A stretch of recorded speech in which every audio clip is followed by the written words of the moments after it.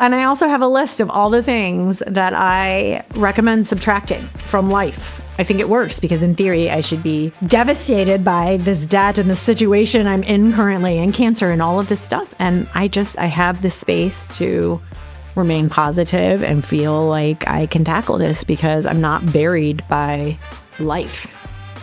This is Work in Progress. I'm your host, Gail Calvert. And yes, I'm a work in progress. Ever feel like you're constantly juggling everything? Work, family, personal goals, and wonder if there's ever a way to do less but still achieve more? You're not alone, and today's episode is for you. I'm joined by Leslie Bailey, an entrepreneur, wife, and mom, who's learned the hard way that doing it all doesn't always lead to the success that we've hoped for. In fact, Leslie recently faced a huge setback when a business venture didn't go as planned, and her husband's cancer diagnosis added even more to her plate. But through it all, Leslie found a powerful shift, which she calls soft business. And now she's helping others learn how subtracting, not adding, might be the key to finding more balance and abundance in life. In this conversation, we're going to talk about Leslie's real-life tips for cutting the mental and physical clutter. I know I can't wait for that. This is an honest, practical conversation, and it will leave you with some tools that you can start using today. So let's dive in. Leslie, thank you for being here. Thank you for having me. As we already covered, you have more than enough going on, so we appreciate the time. And like I said, I am really excited to hear from you again. We've talked a little about this, but to get into a little more detail about how exactly can we start doing less. But before we do that, you've been an entrepreneur for a long time. So can you talk a little bit about your journey and especially like early on, what motivated you to go out on your own? Yeah, both of my parents were entrepreneurs. So in hindsight, looking back, I had these role models who were showing me what that looked like, but I didn't actively seek entrepreneurship. I think I just knew I've always been very independent. And I have worked for other people, and I've had some great jobs that I really enjoyed. But when it came to my career, I wanted to be in the driver's seat. And I think you can be in the driver's seat of your career and work for other people. But for me, I wanted the type of flexibility and autonomy that I think entrepreneurship offers. So I did not necessarily go into it with intention. I feel like I sort of fell into it the way many entrepreneurs do. But it all started with journalism. That's my background. I didn't go to college for that. I was a communications major, but I started writing in my early 20s, which led to a career in journalism, which ultimately is kind of what snowballed into what I'm doing today, which is still in the vein and realm of communications and journalism, but it's become so much more. For anyone listening who's thinking about being an entrepreneur, especially like you said early on out of school, how did you stay motivated? You know, it was actually harder for me to stay motivated when I was working for other people. It was a lot easier to stay motivated when I was working for myself because I had no one else to answer to, but I also had no one else to blame, right? So if you're not seeing the results that you want, I think that just having that internal drive of wanting your business to succeed is really what kept me motivated. But I certainly I haven't consistently been motivated. I mean, I, just like anybody else, have those days where I wake up, and they're few and far between, but I still have the days where I wake up and I don't want to work. But the cool thing is I don't have to work those days. I really have allowed myself to work in a very intuitive, organic way where on the days that I am not feeling it, I don't try and force it. So that's me. I think that's my body and our body saying, no, today we kind of need a break. That's not what we need. And hopefully we can double down tomorrow and, make up for the lost time or not. We figure it out, right? But realizing the more I took those days off and realized the world wasn't going to fall apart, my business wasn't going to fall apart, the better and more successful I think I am because I'm having those breaks that so many of us do not make time for. Did you learn that from others? Was that something that came to you innately over time? I worked in corporate for almost 20 years before I went out on my own. So for me as an entrepreneur, I had to unlearn those habits of you have to work every single day, all the time, be accountable to your managers, et cetera. and realized, oh, wait, no, I actually can have control over my own schedule? Were you like that in your 20s or? Unfortunately, I grew up with one or both of my parents having cancer pretty much my whole life, from kindergarten to graduating high school. My dad had prostate cancer, then my mom had lung cancer, and then she had brain cancer. So I had these parents who were entrepreneurs as models, but they also modeled for me what was important. I think my brother and I both learned very early on there's so much more to life and how that precious. I think so many of us don't realize it till we're in our 40s. And I was raised witnessing my mom and my dad saying, like, you don't know what tomorrow's going to bring. Nothing's guaranteed. You have to live, like all these cliches of living life to the fullest. But I got to see it. And I knew it was very true because I saw a priest visit my mom in the hospital, like with a stage 4 cancer diagnosis and being prepared for her to die. And fortunately, she lived 25 more years. But I got to see this example of someone who almost had everything taken away, literally, and then was sort of given that second chance. So I think I was raised in a unique situation that, you know, my mom's favorite book, I remember, it was the 90s, was like, don't sweat the small stuff. And like, that was always the message to me. So one of the things I hear a lot is, well, I'm concerned if I go out on my own, I'll lose my health care or that safety net, right, of that reliable paycheck. And here you are sharing what your parents and you and your brother experienced with severe illnesses and obviously took them away from work. I think it was fortunate at that time. My dad had already been successful in his career, and so he had laid that groundwork.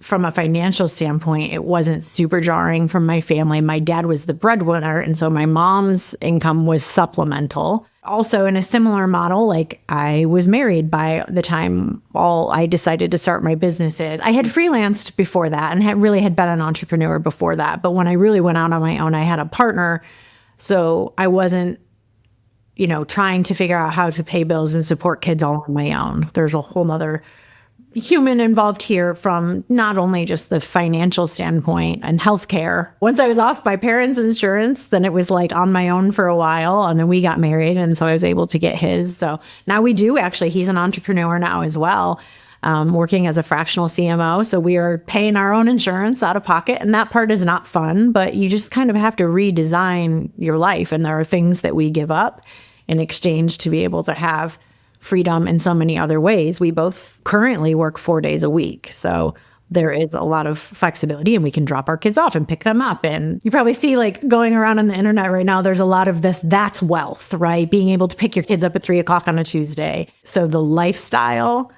that we're looking to achieve, you have to restructure it. It can't be structured in the traditional way, I think, of what people are used to in a corporate role.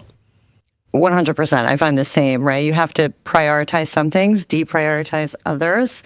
And that brings us right to what we were going to talk about is subtracting, right? So now I'm understanding, I'm sure our listeners are understanding too, a little bit of why that is, I don't want to say coming naturally to you, but so much of what you shared, I understand now why you're so passionate about like, let's subtract instead of thinking we always need to add something. So how did that all come to fruition for you? It feels cheesy to say, but was learning about the Enneagram. Jen Lisette Golding, who also I work with professionally, and she helps us with marketing, and she taught me about the Enneagram. And as I went through coaching with her, so I'm a 7. So that means basically my kind of unhealthy behavior when I'm not in the best place.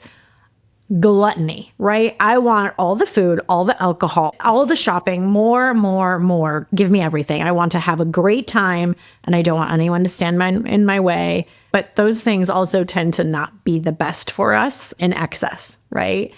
And so over the years, learning my unhealthy behaviors, if I in the past got really stressed, right? I would like turn everything off. All responsibilities went out the window. Oh, something big tomorrow? Cool. I'm going to go stay up till 2 a.m. and probably drink and then eat crappy food and not prepare the way that I should. And like, who is that serving? Part of it was learning that excess is not always better, but that's like a discipline. It is a practice for me. And it's not like I don't let myself do nice things or have nice things, but can I achieve what I'm trying to achieve in a healthy way? And I personally find that the art and practice of trying to subtract before we add, it doesn't mean we can never add anything. It just means, like, for me, the clearing of the decks first and foremost, like, let's start with a clean slate. Let's clear the clutter, because you can see what you have to work with then. When we don't know what's in our pantry, we end up going and buying 4 things of tomato paste because we didn't see that there were 4 behind there. And so now we have 8 things of tomato paste, right? We've all done it and it's expired and now we don't know what's there. But if we clean out our pantry regularly, we know what's in there. We're not wasting money. We're not wasting time. We can see what we have. And suddenly, like, for me, the way my brain works, the world is a much clearer, easier place.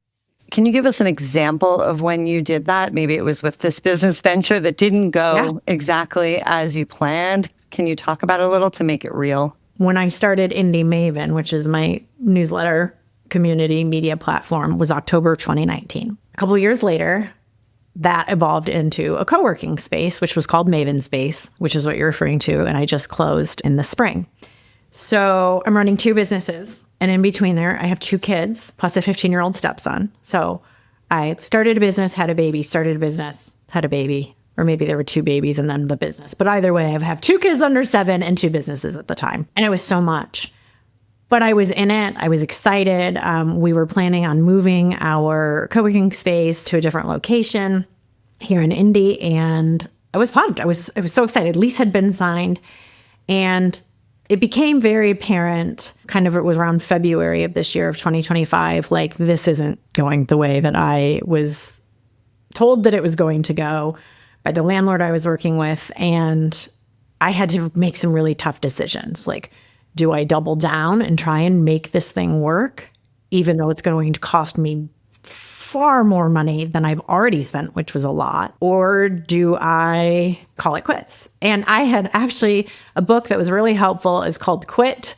I think it's called The Power of Knowing When to Walk Away by Annie Duke, the poker player. And that book I had been reading before this decision even arose. I read it last year, but it really helped me make an informed decision that, did I want to kind of throw good money after bad at this point? Or was I willing to make the tough decision and, in my mind, avoid failure by walking away before I got into a 10-year commitment that was not the right fit? And so I closed it. I could have gone and looked for a different location, but really at that point I couldn't, because I had already spent the money on that very specific location. We were doing a build out. Like, you can't just take the stuff, you can't take the renderings that you have for one place, the money you've spent on attorneys with that one lease. You can't just pick it up and move it to a different location. So either way, I was going to be just spending a ton more money that I wasn't prepared to do, and not to mention the stress that was going to go into it. And so I made the decision to terminate the lease, and right after found out that my husband had been diagnosed with prostate cancer.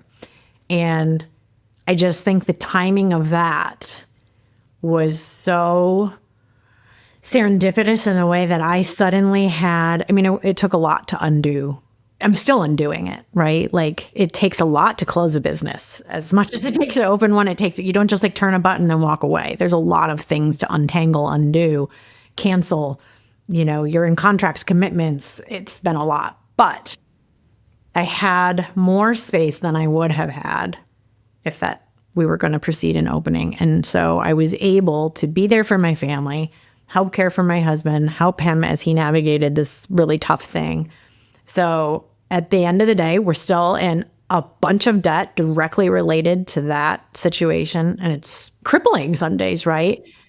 But if we want to look for a silver lining in it, I took something away that was not serving me or my family first and foremost. I loved that it served our community, and that part makes me really sad, and the debt makes me sad. But I still feel like the timing was right and it was the right thing to do. There's so many things I want to follow up on that. One is debt. And I know how crippling that is from personal experience, and I'm sure many listening also do. I think it's good to talk about because people don't want to admit it. There's so much shame around it, but, like, debt makes everything in your life feel worse. So is there anything that you've learned, or it's just very interesting that you decided, like you knew you were going to cancel this commitment and that it would incur debt? And so how do you manage that stress-wise? Are there things that help you? I had to spend a lot of time looking at our finances. What could we cancel? And I still have this other business. So how do we work with what we have? Right. Well, so where do we take away expenses? Right. That's the first thing anybody who's looking to save money or in a situation like this, you review, do we need that Netflix subscription, et cetera, et cetera. Poor Netflix always gets picked on, but any subscriptions. And, we're all like signed up for 12 of them or whatever. So kind of going through what can we take away? What can I make money off of with what we have? How do I build my other business that kind of got a little neglected? How do we build that back up and make that a source of revenue to then not only just sustain it, that business as its own, but then how do we grow that to now pay off this monthly loan that I have hovering? And then to a lot of stuff, recognizing my own worth. Okay, what have I been giving away for free? Cool. Okay, well, we're going to stop doing that. And now we charge for that. Okay. And so building up the consulting side, the speaking side, things that I've always enjoyed doing, but never really, and maybe wrongfully, was charging for or not enough. So, getting paid what we're worth is important. And it becomes really important when you have debt over your head. You have to say no to a lot of things too. I have to say no to a lot of unpaid requests at this point because of the situation I'm in. And there are a lot of us that fall into this trap, especially women. It always comes to mind for me with networking because we want to connect and there is a lot of benefit to connecting with other people in the business world. But then when does that conversation become something perhaps that you should be charging and is more consulting than networking? Do you find that in your experience? Yes. And it can be tricky to know what is the intent of this call. When you get on a call with someone, and sometimes it requires asking, I don't want to say uncomfortable questions, but I have to be really clear. And what were our goals? So when you set up that initial coffee meeting or phone call, not just, hey, let's do it. Can we get together? Yeah, I'd love to get together. Is there something you want to talk about? What's your agenda kind of thing? And if it is truly I just want to get to know you, great, then let's do it. And I think on the recipient side or the other side is being upfront in what you want. I would much rather someone say, this is something I want from you. What does that look like? And or what are the ways I can get that versus cloaking it in something else. I think all of us just being transparent in those, can I pick your brain conversations? You just want a new friendship, right? And there's nothing wrong with any of them. It's communication up front to just be fairly clear on what are the goals for that connection. Well, and how do you turn the conversation into something that is potentially a business opportunity for you as a consultant? Sometimes the person doesn't know, like, this is actually something that I would need to charge for, right? And that's kind of what you have to say is like, here's what I can say. But if you want to do like a deeper dive, that's something that I offer. And here's what that looks like. So there's always like happy to give away a few things for free or a recommendation or if an introduction, if I can make it. But after that, again, I'm practice skilled. The more you do it, and like I'm totally comfortable saying that now. It's finding those words that do feel comfortable to you and realizing that you're not asking for money, you're providing a service for someone or a company that needs it. And generally people want to pay you your worth, right? That is a natural thing. It's just being comfortable having that kind of conversation. Yeah, and I think having a co-working space, a physical space taught me that. The way that when people did approach for asking things that they wanted free, I thought, well, you don't go to the gym or a country club or anywhere else that you have like a membership model and say, can I have this thing free? It's just not a thing we do. We know that costs money. It's also hard when you have something that is new or new in your market, at least, that people don't necessarily understand the concept or how that business model works, that a lot of our jobs, and as entrepreneurs, often this is the case, a lot of your job is education before then. And sometimes then you don't have to explain why it costs money. Sometimes it becomes very obvious. Once you kind of explain, well, this is how our business model works. Oh, well, then that makes sense why you have to charge for it. You don't go to work for free. No one should, right? Unless that's that's been outlined in the beginning and there's some sort of agreement. That's the case. But generally speaking, so that taught me the flip side. I don't get uncomfortable. I'm actually really confident in it, right? Because if you wouldn't ask for your utility company to give you free electricity, why are you going to ask me? It's a good skill to practice, even if you're doing it in the mirror, at home, whatever that is, with a friend, just start to literally practice having those kinds of conversations so that you can feel confident. That's really awesome. And having these conversations too, because through talking with friends and colleagues and peers in conversations like this, I've picked up turns of phrase and different ways to approach it. But it is important that, especially as women, I'm really passionate that we talk about money and not the highlight reel stuff, the flip side of it, because of course, all the starting a business looks so sexy and we'll have a pretty brand and people will come to our events. And, then there's the not so sexy side, which is this, not just as it's more important because it's the stuff a business is made of. Yeah. So something tells me you might have ideas too on how to say no to things, right? So we're talking about how do we do less? We can all take stock of what's on our plate, like you said, and what can we take off of it. But what about when people ask you to do things? How do you do less when you've been asked, right, by the PTA or your kids or your friends?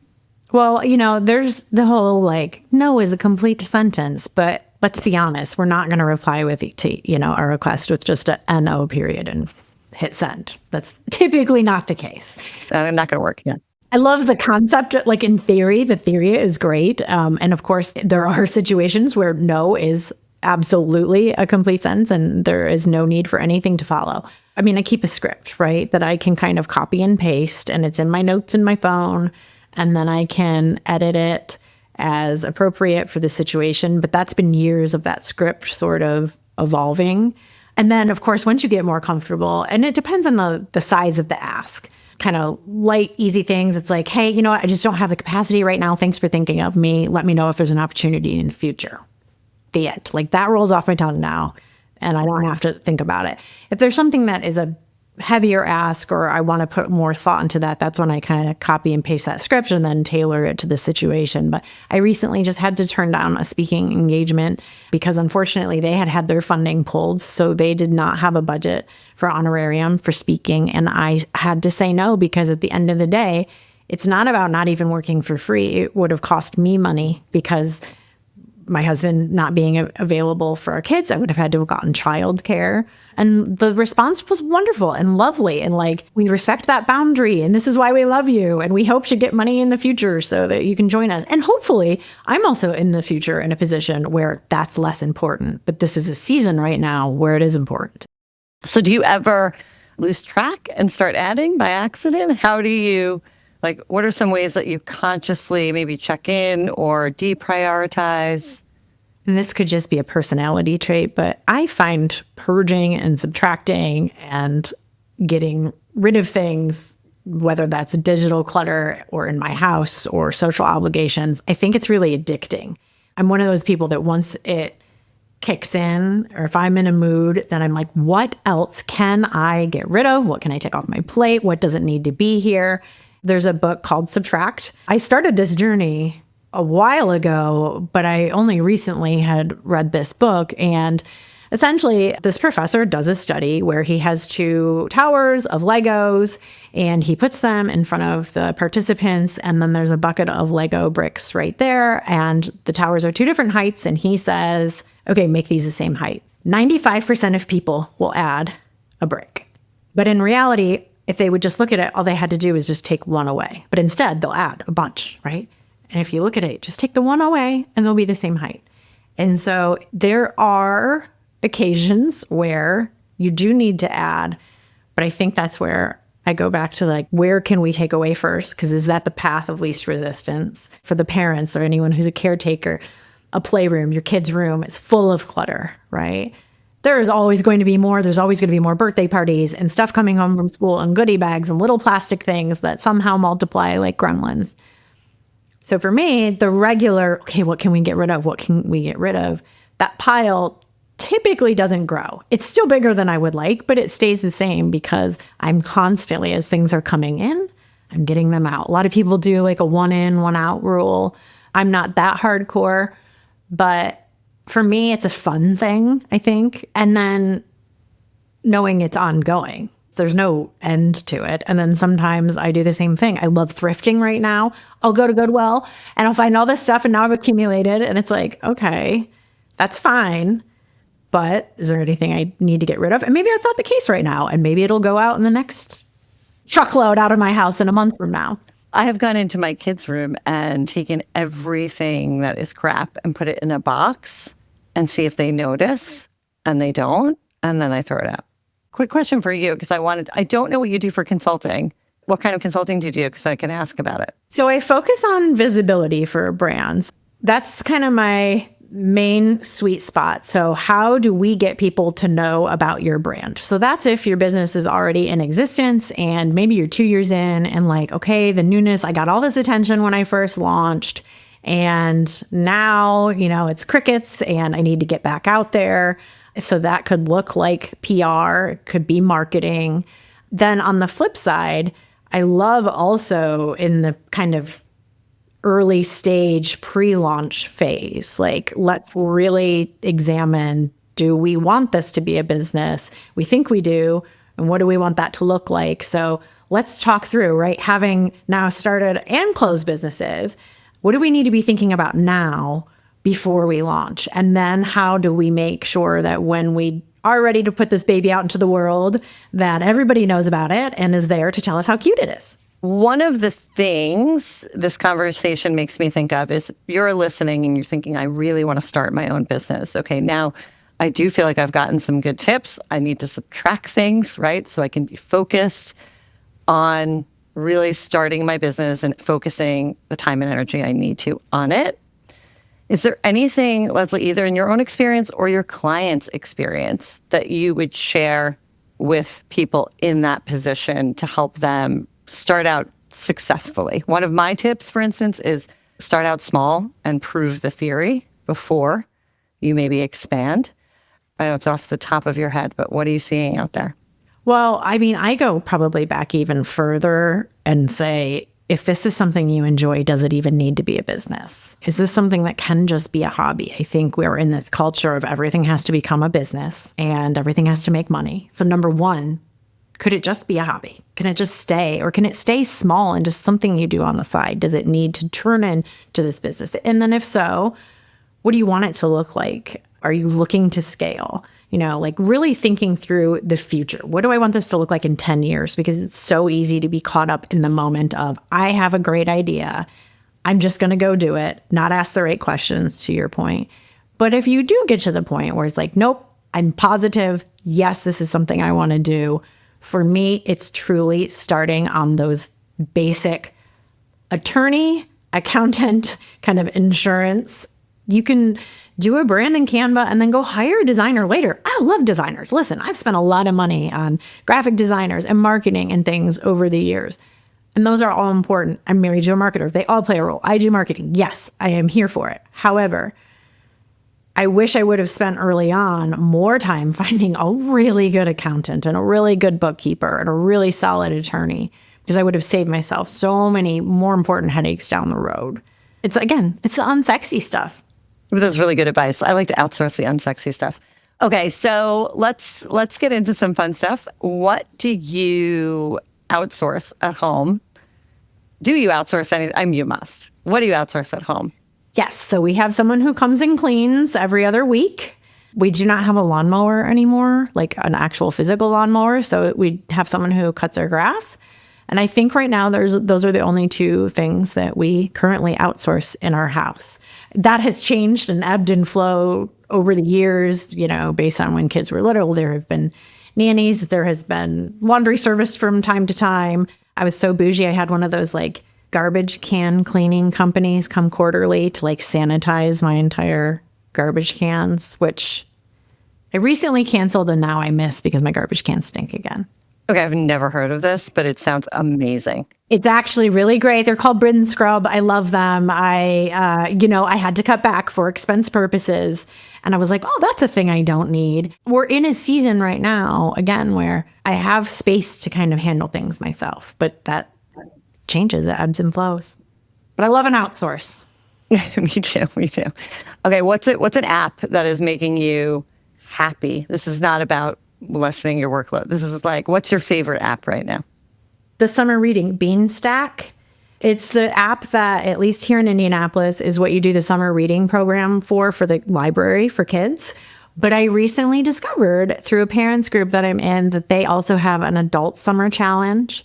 And like last year, one of the prizes was a night at a boutique hotel in town. And so I have signed up my kids and myself for summer reading. And I'm into it, right? Because it's a challenge. And I'm like, yeah, absolutely. Like if you gamify anything for me, I'm in. So that's my favorite app right now. Kicking off summer reading. Are you coffee or tea? Coffee. But only one cup. Only one cup. Yep. And then tea later. Okay. I'm the same, actually. I only have one cup of coffee.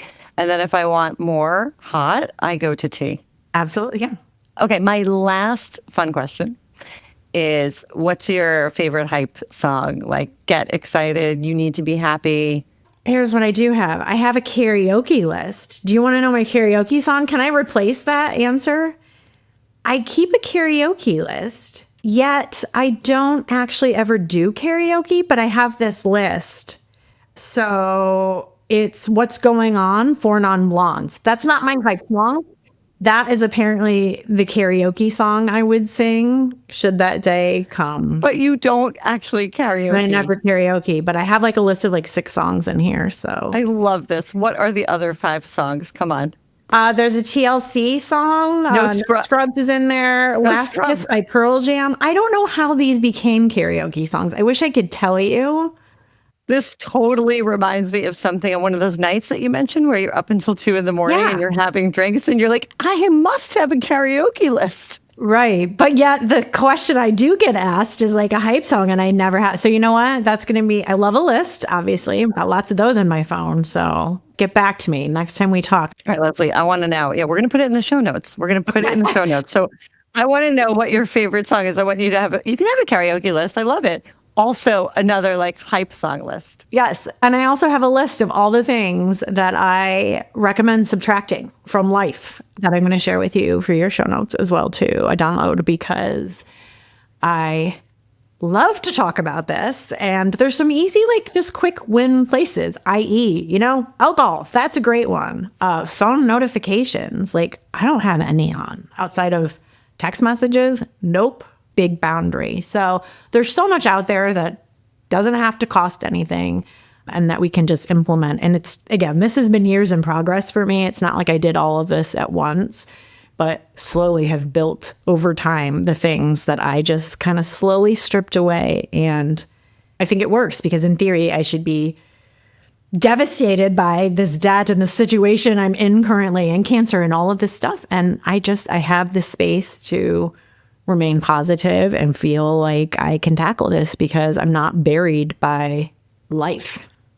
This is so helpful for me. I'm a big thrower-outer, but never translated that into my daily life. So you have my wheels turning. I'm looking for your list. You're going to have to check in on me as well and make sure I'm still subtracting. We need an accountability group, right? Yes. Oh, we can have an accountability group. That's great. If anybody wants to be part of our accountability group, just message us. Yeah, let's start one. Thank you so much. So before we go, tell everyone where they can find you. LeslieBailey.com is my personal website and IndieMaven.com. And then both those on all the socials. Well, not all of them because, not everything. I won't be on everything. I refuse to be on everything. Very good, Leslie. Subtract. You only need to be on some social channels. Yeah, like 2. Okay, we'll make sure everybody can find you. Thank you so much. Thank you. We'll see you soon. You're definitely coming back. Okay. Look forward to it. I hope that was helpful. If you know someone that you go to for this topic, send them my way. After all, we're just figuring this out together. See you next time.